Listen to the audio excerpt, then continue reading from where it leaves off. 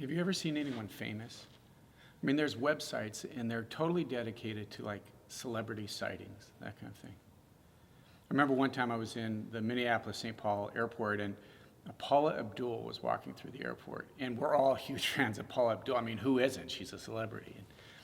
And I was actually kind of more interested in watching the people watch her. I mean, these people are obsessed with just seeing a celebrity. Everybody wants to see somebody famous, and we get all excited about that. Well, Moses was the same way.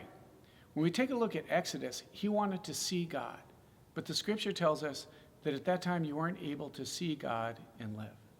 Peter, James, and John, they're all invited to the top of the mountain, and they have this experience of the Transfiguration where they're able to see God. But it's not just Peter, James, and John that are able to see God.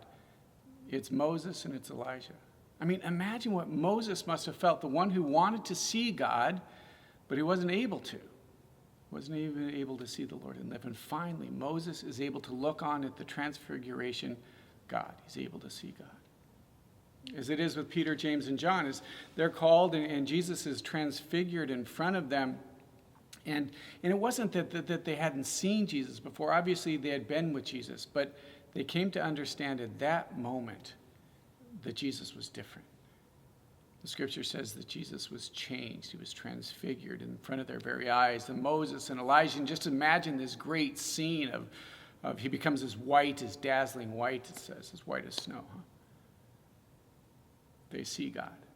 Peter, James, and John are able to see God. There's this super sighting that they have. Huh?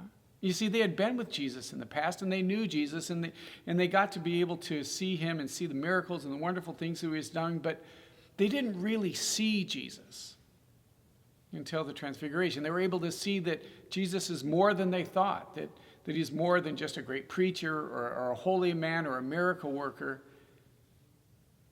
Rather, Jesus was the Christ.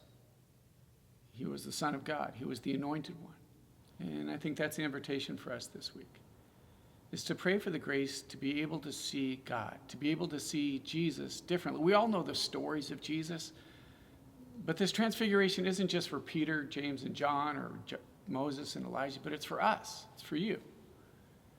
That you're able to see Jesus, that you're able to see Jesus, see God in a different manner.